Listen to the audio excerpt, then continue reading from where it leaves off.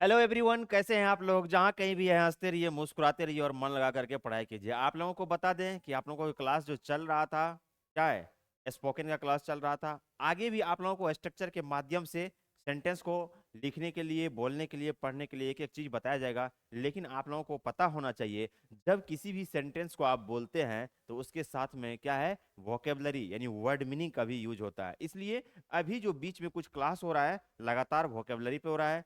Vocabulary का class 2 हो चुका है ना। आज तीसरा क्लास है, तो आइए सुनिए, सीखिए और समझिए।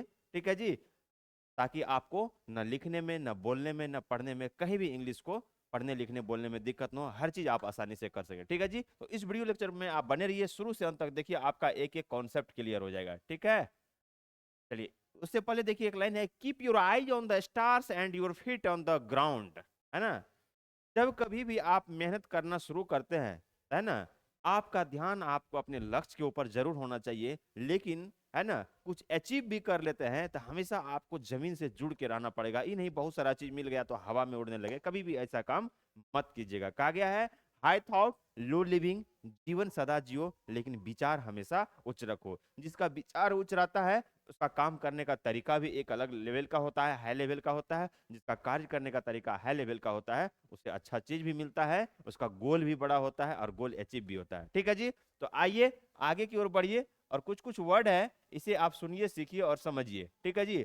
आप लोगों को सबसे ज्यादा मजा आता होगा किस चीज में, कॉमेडी वीडियो देखने में, है ना, किसी रील्स को देखने में। ठीक है, आजकल जो सोशल मीडिया पे रील्स सब डाला जाता है, ठीक है, जिसमें कुछ अननेसेसरी बात भी बोला जाता है, हंसी आता होगा। लेकिन कुछ ऐसा चीज जो कंटेंट अच्छा रहता है वो देखने में, सुनने में सही नहीं लगता है। क्योंकि हर वो चीज जो पल भर का खुशी देता है ना, वो अच्छा लगता है। जैसे आप वीडियो देखिएगा, कॉमेडी देखिएगा, अच्छा लगेगा। लेकिन जो पढ़ने लिखने वाला कंटेंट रहता है, उसमें थोड़ा सा क्या होता है, दिल दिमाग और मस्तिष्क तीनों लगाना पड़ता है। और यही हर जगह काम भी आता है। चाहे आप एग्जाम में बैठिए, कहीं किसी के सामने इंग्लिश बोलिए, कहीं कुछ लिखिए, किसी इंग्लिश न्यूज़पेपर को पढ़िए, ठीक, या इंटरनेट पर कुछ सर्च कीजिए। ठीक है, कुछ सर्च कर रहे हैं, कोई ऐसा वर्ड आ गया जिसका मीनिंग आपको मालूम नहीं है, आप क्या कीजिएगा, जाके डिक्शनरी खोलिएगा। यहाँ तो हम आपको पूरा डिक्शनरी का, है ना, स्टोर ला रहे हैं। धीरे धीरे धीरे धीरे एक एक चीज बताया जाएगा। ठीक है, क्या है नेबुलस, इसका मतलब क्या होता है जानते हैं जी, धुंधला होना। धुंधला होना। जब आप दिसंबर या जनवरी के टाइम में निकलते होंगे घर से बाहर और रास्ते पे जाते होंगे, मॉर्निंग में या इवनिंग में, तो पूरा रास्ता आगे में क्या होता है, धुंधला होता है। गाड़ी से जा रहे हैं, इसी से स्टेयरिंग ड्राइव कर रहे हैं या बाइक चला रहे हैं, ठीक है, रास्ता क्या होता है, धुंधला होता है। ठीक है जी। नेबुलस का मतलब क्या होता है, धुंधला होना। ठीक है, इसी को आप जो यूज कीजिएगा, और सब वर्ड क्या होता है, हैजी, वाव, इनडिस्टिंक्ट। ठीक है जी। तो धुंधला होना, ठीक, क्या होता है, धुंधला होना। अभी तक आप नहीं सुने होंगे, लेकिन आज आप जरूर सुन लीजिए। The road is nebulous due to winter. Due to winter, है ना, सर्दियों के कारण सड़क क्या है, धुंधली है। सर्दियों के कारण क्या है, सड़क धुंधली है। होता है ना, जब जाड़ा के मौसम में कुहासा बहुत ज्यादा पड़ जाता है तो सड़क क्या होता है, आगे धुंधला दिखता है। ठीक है। नेक्स्ट देखिए, क्या है, मिटिगेट। मिटिगेट का मतलब क्या होता है, कम करना या शांत करना भी होता है। मिटिगेट का मतलब होता है कम करना या शांत करना, या तो कम करना बोल सकते हैं या शांत करना बोल सकते हैं। अब देखिए, पेसिफाई का भी मतलब होता है शांत करना, और एलिवेट का भी मतलब होता है क्या, शांत करना। अब कहाँ पे शांत किया जाता है, जैसे मान के चलिए कोई क्लास है, 4-3 का जो क्लास होता है ना, जो किड्स का बच्चा का क्लास होता है ना, जैसे ही गुरुजी क्लास से बाहर निकलते हैं ना, बच्चा शोरगुल मचाना शुरू कर देते हैं। ठीक है जी। या कहीं कोई ऐसा मैटर आ गया जहाँ के दो पक्ष में, दो समुदाय में मारपीट हो जाता है, झगड़ा हो जाता है, माहौल वहां का खराब हो जाता है, तो वहां पे कौन जाते हैं उसको शांत करने के लिए, वहां प्रशासन जाते हैं या कोई समाज सेवी आदमी है वो जाते हैं उस मैटर को शांत करने के लिए। तो मिटिगेट का मतलब क्या होता है, शांत करना भी होता है, कम करना भी होता है। तो कम करना का मतलब क्या हुआ, वहां पे कोई माहौल खराब है, जाके उस सिचुएशन को सही किए, कम किए, माहौल बिगड़ने वाला था, शांत किया गया। ठीक है जी। He began to mitigate his weight, और मिटिगेट का मतलब जो कम करना हुआ। जैसे आप अपने वजन को, कोई कोई आदमी ऐसा होता है कि खाना पीना बहुत ज्यादा खाने लगता है, तो क्या होता है, शरीर हेल्दी हो जाता है, तो फिर क्या होता है, उसे वेट कम करना पड़ता है। नहीं तो क्या होता है, चलने में दिक्कत होता है, सीढ़ी पे चढ़ने में परेशानी होती है। ठीक है जी।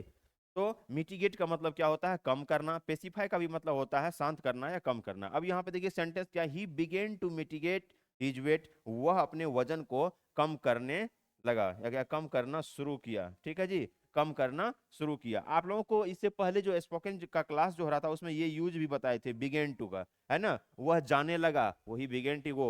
वह सोने लगा, ही बिगेन टू स्लीप। वह हंसने लगा, ही बिगेन टू लाफ। वह रोने लगी, सी बिगेन टू वीप। वह दौड़ने लगी, सी बिगेन टू रन। देखिए आया है ना, अभी तो वर्ड मीनिंग बता रहे हैं, लेकिन इसमें बिगेन टू आया है ना, एक सप्ताह पहले बताए हुए थे, है ना। सोशल मीडिया पे आप लोग को, यूट्यूब पे भी ये वीडियो मिलेगा और फेसबुक पे भी हम आप डाले हुए थे। बिगिन टू का मतलब क्या होता है और कहाँ पे यूज होता है। जब कोई सेंटेंस बोलते हैं ना, जैसे जिसमें बोलता है लगा, वह जाने लगा, वह पढ़ने लगा, वह सोने लगा, वह रोने लगा, वह उछलने लगा, वह कूदने लगा, इस सिचुएशन में बिगिन टू का यूज किया जाता है। देखिए यहाँ पे यूज किया गया है। तो हर एक चीज को जो आप पढ़िएगा तो कहीं ना कहीं तो यूज जरूर होता है, और यूज होता है इसलिए तो उसे बनाया भी गया है ना। चलिए आगे की ओर देखिए, नेक्स्ट वोकेबलरी क्या है।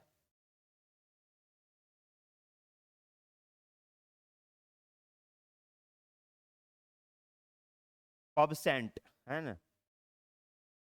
अब देखिए यहाँ पे क्या है, न्यू बिल, पहली बार सुने होंगे, क्या है, विवाह योग्य। क्या होता है इसका मतलब, विवाह योग्य। इसे आप क्या बोल सकते हैं, पबसेंट भी पहली बार आप सुने होंगे। देखिए कितना अच्छा वर्ड है, विवाह योग्य, पबसेंट। सीजे न्यूबिल गर्ल, वह एक विवाह योग्य लड़की है। अब लड़की नहीं, आप लड़का के लिए भी यूज कर सकते हैं। 18 साल के बाद तो गवर्नमेंट भी बोल दिया है कि लड़की को, लड़का को 22 साल के, 21 साल के बाद कि आप शादी कर लीजिए। अभी लगन का सीजन शुरू हो गया है, तो क्या बोले, जो उस लायक होगा, उस योग होगा, कोई लड़की है या कोई लड़का है, उसका शादी होगा। तो अभी तक अगर आपको मालूम नहीं था तो आप तो उसे इंग्लिश में बोल सकते हैं। आप बोलते हैं ना, वह विवाह के योग्य हो गया, वह विवाह लायक हो गया है।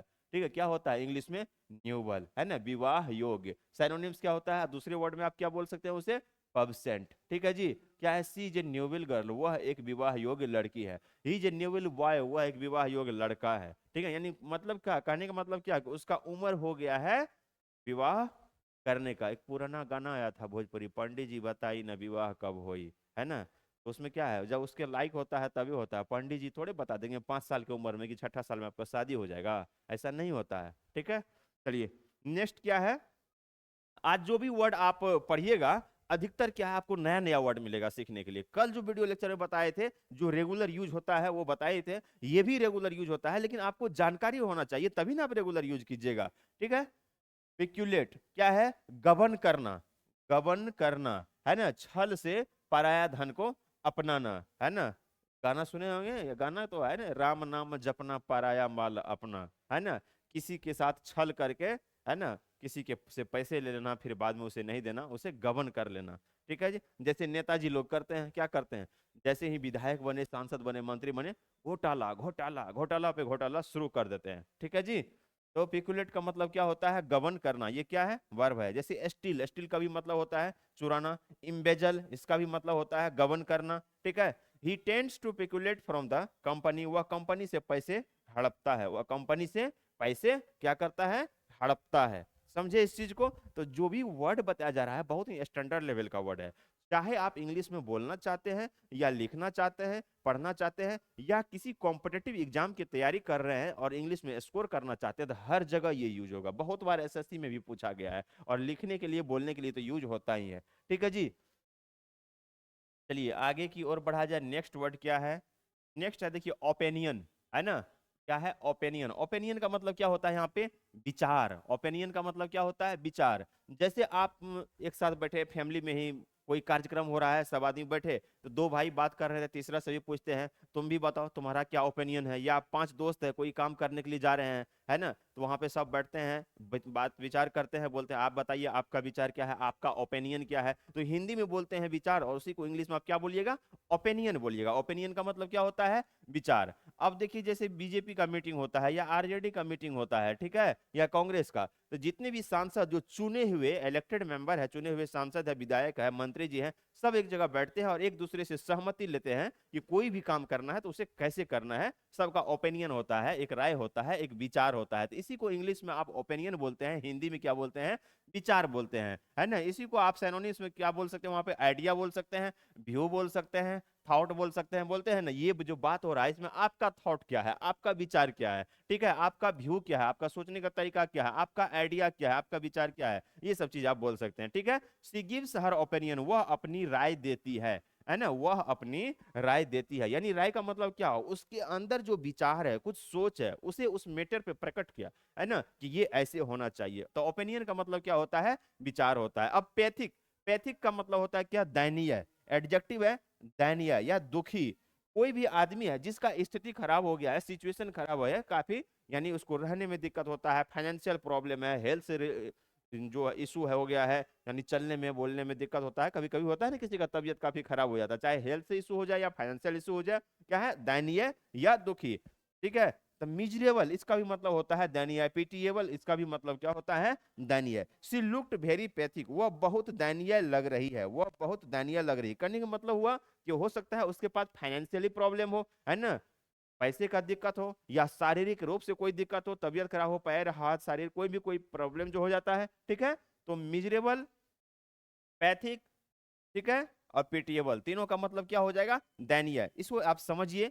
अगर आप पढ़ना चाहते हैं और बढ़िया से पढ़ाई कर रहे हैं, तो हम तो आपको बता देंगे कि जो भी चीज बताया जा रहा है इसे आप नोट्स भी बना सकते हैं, नहीं अगर बनाइएगा तो इसे आप क्या कर सकते हैं, ठीक है, वीडियो को बार बार देखिएगा, उससे भी याद हो जाएगा। ठीक है। चलिए नेक्स्ट देखिए। नेक्स्ट, नेक्स्ट है आपका एस्टिपुलेट। एस्टिपुलेट का मतलब क्या का है, एस्टिपुलेट का मतलब क्या होता है ना, शर्त होता है आप, ठीक है, शर्त। ठीक है। अब यहाँ पे देखिए क्या है, सिनोनिम्स क्या होता है इसका, कॉन्ट्रैक्ट, बार्गेनिंग। जैसे कोई भी आप सामान खरीदने के लिए जाते हैं, आपको दुकानदार बोलता है ये 250 रुपया का है। दुनिया में जितना भी आदमी है, सबका एक इंटेंशन रहता है, एक इरादा रहता है, एक मानसिक भावना, मनोभाव होता है क्या, कि कोई सामान खरीदने के लिए गया, जैसे ही शॉपकीपर जो दुकानदार है बोला 250 रुपया है, तो उसका भी मन भावना होता है क्या, किसे कम कराए, 240 में दे दीजिए, 230 में दे दीजिए, 220। बहुत आदमी क्या कहेगा, नहीं हमको 200 में दे दीजिए। और दुनिया में कुछ ऐसे भी आदमी है जो ऐसे भी सोचता है कि हमको ये चीज फ्री में मिल जाए, समझे इस चीज को, फ्री में मिल जाए। ठीक है। कॉन्ट्रैक्ट है या बार्गेनिंग। ठीक है। They stipulate certain condition during the deal, वह सौदे के दौरान कुछ शर्तें की मांग की, सौदे के दौरान क्या किए, शर्तें। ठीक है। सौदे के दौरान शर्तें की मांग की। ठीक है। शर्त, शर्त होता है ना, कंडीशन, शर्तें की मांग करते हैं। ठीक है।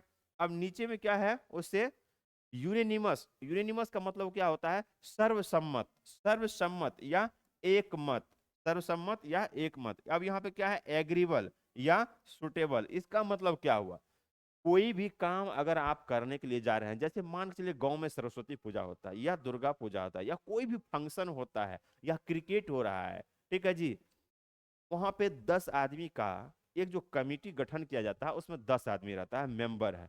ठीक है। तो हर आदमी का अपना अपना विचार होता है, अपना अपना राय होता है। अगर आपको किसी भी काम को सही तरीके से करना है, तो उसमें हर आदमी का सहमति होना चाहिए। तो उसे ही इंग्लिश में क्या बोला जाता है, यूनानिमस, यानी सर्वसम्मति या आपसी सहमति, समझे इसे, यूनानिमस यानी सर्वसम्मति या आपसी सहमति। ठीक है जी।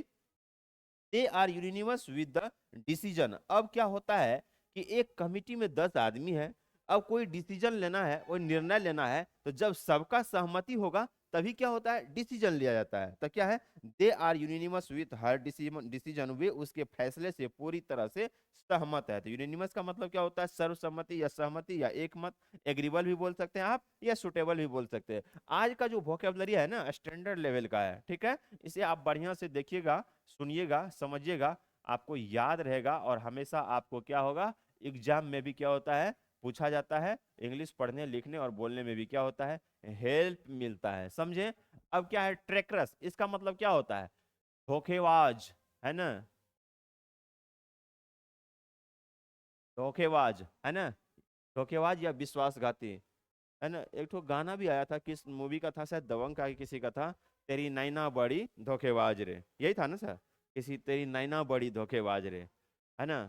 अब देखिए, ट्रेकरस इसका मतलब क्या होता है, धोखेबाज। इसे आप इम्पोस्टर भी बोल सकते हैं या फ्रॉड भी बोल सकते हैं। हुआ क्या, कोई भी आदमी आपसे प्रॉमिस करके कुछ लिए, चाहे पैसा लिए या कोई भी कंडीशन पे कोई सामान लिए, बाद में आपको रिटर्न न करें टाइम से, तो ये क्या हुआ, धोखेबाज हो गया, है ना। बात पहले कुछ और बोले, अब बाद में कुछ और बोले। जैसे अभी के नेता लोगों का होता है, जिस टाइम आपके सामने आते हैं चुनाव से पहले क्या बोलते हैं, अगर हम जीत गए तो आपका बिजली बिल माफ होगा, स्कूल बना देंगे, कॉलेज बना देंगे, है ना, ठीक है, हॉस्पिटल बना देंगे, ठीक है, प्रत्येक महिला को 2500 रुपया महीना मिलेगा, है ना, वादा करते हैं कुछ और, बाद में कुछ और हो जाता है, ठीक है, बाद में बोलते हैं अकाउंट में पैसे नहीं, इससे पहले जो सरकार था सब खत्म कर दिया, घोटाला कर दिया है, समझे, जैसे अभी दिल्ली में हुआ, पहले बोला गया था कि 8 मार्च तक प्रत्येक महिला के अकाउंट में पैसा आएगा, फिर बाद में बोले अकाउंट में पैसे ही नहीं है अभी, समझे, तो कहे कोई कुछ और करे कुछ और, तो यही क्या होता है,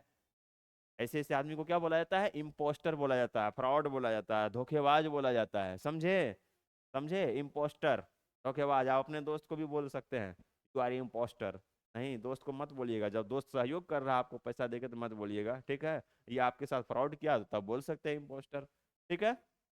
वह अपने पति के प्रति विश्वासघाती है, देखिए ये अभी का जो समय है उसी के अनुसार है, वह अपने पति के प्रति विश्वासघाती है, जैसे मुस्कान और सौरभ का लीजिए क्या है, फ्रॉड हो गया, विश्वासघाती हो गया, कि वो लड़की ऐसी थी जो बच्ची थी, उनके बर्थडे में देखे होंगे आप लोग, वीडियो भी वायरल हुआ कि सौरभ के साथ में वो बच्ची भी है, उनकी बेटी भी है, और मुस्कान भी कितना बढ़िया से डांस किया है, और जस्ट उसके 2 से 3 दिन के बाद उसे 15 टुकड़ों में बांट दी, ठीक है, और फिर उसके बाद जाके साहिल के साथ में एंजॉय कर रही है, डांस कर रही है, यानी कितना फ्रॉड है, कितना वो बहुरूपिया है, ठीक है जी, जो अपने एकदम पल पल में अपने चेहरे को, अपने अंदर के भावना को बदलते रही, किसी को लग रहा था, किसी को पता ही नहीं चलेगा कि ये इस टाइप के काम कर सकती है, यानी जो 15 टुकड़ों में किसी को काट दिया तुरंत जाके डांस भी कर रहे, थोड़ा सा भी उसके चेहरा पे ये नहीं लग रहा है कि हम किसी का हत्या करके आए हैं, मर्डर करके आए हैं, ठीक है जी। तो ऐसे ऐसे आदमी से दुनिया भरा हुआ है, आप भी सतर्क और सावधान रहिए। इम्पोस्टर का मतलब होता है बहुरूपिया, धोखेबाज, विश्वासघाती। सी ये ट्रेकरस टुवर्ड्स हर हस्बैंड, वो अपने पति के प्रति क्या है, विश्वासघाती है। आजकल तो ये सब बहुत ही बात हो रहा है जी। फिलहाल कुछ दिन पहले भी एक घटना हुआ है कि एक आदमी अपनी पत्नी का ही शादी दूसरे से करा दिए, है ना। उसके बाद देखिए, सोमनोलेंट, ऊंघता हुआ या आलसी, the work made him somnolent, ठीक है, काम ने उसे सुस्त बना दिया है। सोमनोलेंट का मतलब क्या होता है, ऊँघता हुआ है, आलसी। आप देखे होंगे कोई कोई आदमी होता है कि काम की, जैसे आप खेत में या कहीं भी काम करते हैं, लेबर का काम करते हैं, छोड़िए लेबर का ही, पढ़ाने के बाद ही बहुत आदमी से, कोई टीचर है पढ़ाई, या कोई भी आदमी बहुत काम कर रहा है, थक रहे हैं, कोई महिला ही घर में खाना बना रही है, सुबह से शाम तक बनाई, आप बोलिएगा सर हमेशा लड़कों के बारे में बोलते हैं, महिला के बारे में कौन नहीं बोलते हैं, तो काम करते करते थक गई घर में, वो भी बहुत मेहनत करती है, अब जब बैठी कि मुझे और कुछ करना है, अब ऐसे आएगी, ऐसे लेट जाएगी, क्या है, आलस, आलस आ जाता है, आलसी बनाता है, काम ज्यादा होता है, आदमी को थकावट हो जाता है ना, सो गए एकदम ऐसे ऐसे, ठीक है। तो the work made him somnolent, काम ने उसे सुस्त बना दिया। अब है ग्लिम्स, ग्लिम्स का मतलब क्या होता है, एक झलक या निगाह डालना। गाना बहुत पुराना आया था, झलक दिखला जा, झलक दिखला जा, एक बार आजा, जा जा जा, सुने होंगे। तो एक झलक दिखना, निगाह डालना, ठीक है, glance, look, view, she tried to get a glimpse, उसने झलक पाने की क्या की, कोशिश, ठीक है, कोशिश की, उसने झलक पाने की क्या की, कोशिश की, ठीक है। तो क्या होता है, ग्लिम्स का मतलब क्या होता है, एक झलक देखना, निगाह डालना, ठीक है, एक झलक देखना, निगाह डालना। ये किस सिचुएशन में होता है जानते हैं, दुनिया में हर आदमी के साथ होता है।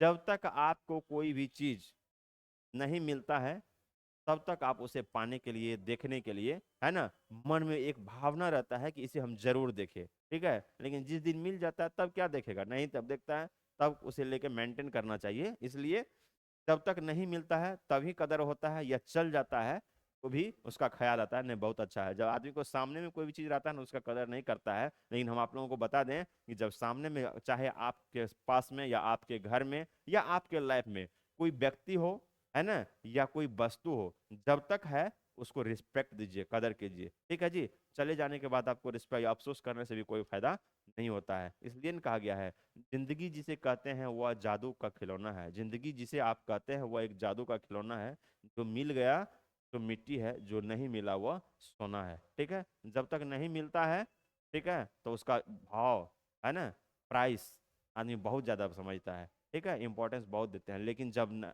आ जाता है तो कोई ज्यादा उसका क्या करते हैं, इग्नोर करने लगता है सब, ठीक है। तो जब तक है उसे संभाल के रखिए, चाहे आपके साथ में कोई आदमी हो या कोई वस्तु हो, आपके घर में गाड़ी हो, नारी हो या कार हो, हर चीज का सम्मान कीजिए। ठीक है। तो मैं उम्मीद करता हूँ वीडियो लेक्चर में जो भी वोकेबलरी आज बताया गया है, इतना बढ़िया से एक्सप्लेन किया गया है, और आप सुनिएगा तो आपको जरूर याद हो जाएगा। और यही एक ऐसा चीज है जो आपको कहीं भी अगर जाते हैं तो इंग्लिश को पढ़ने में, इंग्लिश को बोलने में, इंग्लिश को लिखने में स्कोर करेगा। अब वो जमाना चला गया कि कोई भी वर्ड है जिसका मीनिंग नहीं आया तो डिक्शनरी खोल के देखते हैं। तो जाके आप क्या कीजिएगा, गूगल पे देखिएगा। और उससे भी ज्यादा बेनिफिट क्या है, जब आप याद कर लीजिएगा तो आपको गूगल पे भी देखने का जरूरत नहीं पड़ेगा। समझे। अब क्या कीजिएगा, जाके गूगल पे सर्च कर रहे हैं उधर, यहाँ पे देखिए याद हो गया, कोई जरूरत नहीं है कि जाके गूगल पे सर्च करना, हम आपके काम को आसान कर रहे हैं। तो वीडियो लेक्चर को आप बढ़िया से देखिएगा। अगर अच्छा लगा तो चैनल को लाइक कर दीजिएगा, शेयर कर दीजिएगा, सब्सक्राइब कर दीजिएगा। फ्री का ज्ञान है, जितना शेयर कीजिएगा उतना क्या होगा, आपके लिए भी बढ़िया रहेगा। हम आपके लिए हमेशा अच्छा अच्छा कंटेंट लाते रहेंगे। Thank you for watching this video lecture. और बता दें, अगर आप पटना आना चाहते हैं तो यहाँ पे क्या है, मेरा जो एड्रेस है कोचिंग का, near Rimjhim hotel corner of Ramna road. ठीक है, near Rimjhim hotel corner of Ramna road ये है। ठीक है, ये मेरा कॉन्टैक्ट नंबर है, इस पे आप कॉल करके जानकारी ले सकते हैं। सब्जेक्ट है GK, GS, reasoning, English, math.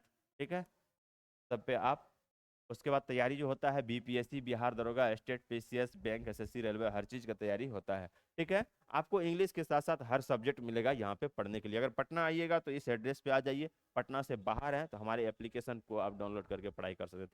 Thank you for watching this video lecture. Have a nice day. हंसते रहिए, मुस्कुराते रहिए। फिर मिलते हैं नेक्स्ट क्लास में। Bye bye. जय हिंद, जय भारत।